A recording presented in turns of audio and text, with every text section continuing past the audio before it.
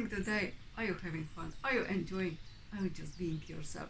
You are beautiful soul, and now it's your time that you are just being who you are and showing your true nature.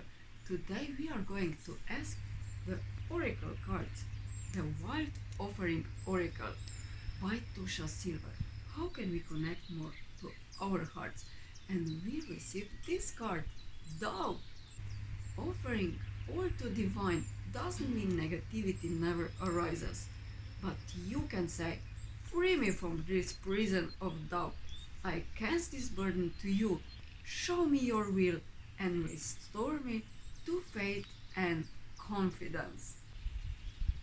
Show me your will and restore me to faith and confidence. Have faith in yourself, in love, in divine abundance, that everything is for you because it is. Listen to your heart, follow your heart, just do more what really makes you happy. And enjoy this day a little bit more. Have a lovely day. Bye.